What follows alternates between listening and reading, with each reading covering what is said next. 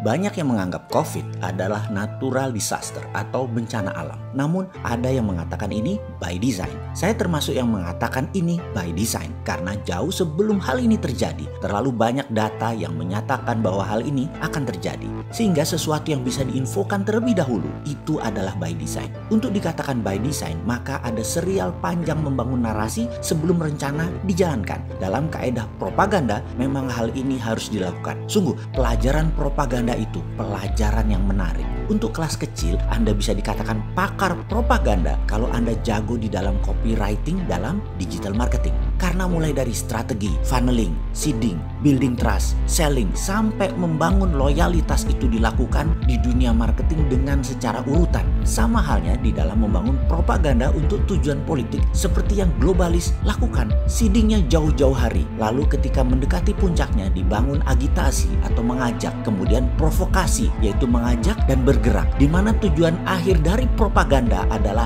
changing mindset. Ingat, tujuan propaganda adalah bahwa sadar seseorang diubah sesuai dengan tujuan sang pembuat pesan, changing mindset.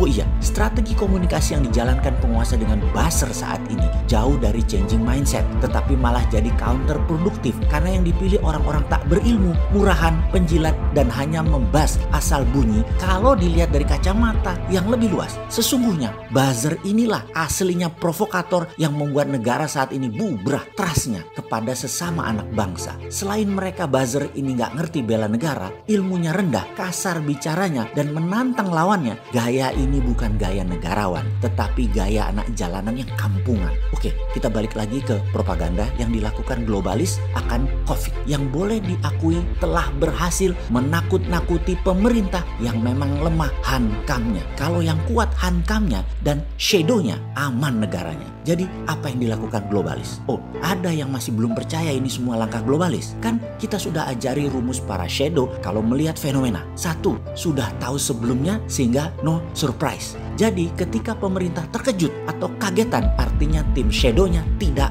bekerja. Kalau sudah kagetan, reaksi pejabat negara adalah biasanya overestimate, berlebih-lebihan. Walaupun 2 bulan sebelumnya underestimate. Sampai banyak mengatakan COVID nggak akan masuk ke Indonesia karena izinnya susah. Karena pada makan nasi kucing, jadi nggak bisa COVID masuk. Pokoknya pejabatnya belagunya banget deh. Underestimate di awalnya, kemudian kaget, lalu overestimate, panik gak karu-karuan. Ini adalah kerja globalis. Sudah mulai paham, lalu mulai atur sana sini, dan 2 bulan kemudian underestimate lagi. Wis ngono terus. Wah, pokmu kapan cok? Jadi karena shadow gak kerja, kagetan sering terjadi, dan negara begini itu adalah korban globalis. Lalu setelah no surprise adalah who is benefiting. Siapa yang mendapatkan keuntungan paling banyak? Dia pemainnya. Dan kita semua tahu dalam 4 bulan efek pandemi COVID di dunia ada 29 bilioner baru di Amerika lahir. Dan total kekayaan para bilioner geng Bilderberg itu naik 584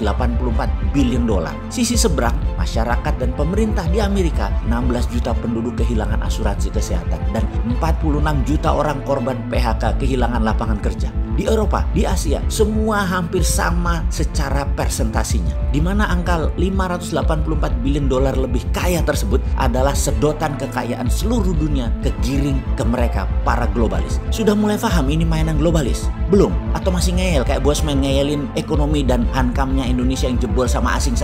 Kayaknya masih banyak yang ngeyel bahwa COVID bukan rekayasa globalis. Yowes, rapopo. Yang penting jaga jarak, jaga kesehatan sampai awal 2021 setidaknya. Oke. Oh, masih ada yang tanya ya, apa yang dilakukan globalis? Harus dijawab nggak? Lah, katanya nggak percaya ini by design oleh globalis. Kok sekarang kepo sih?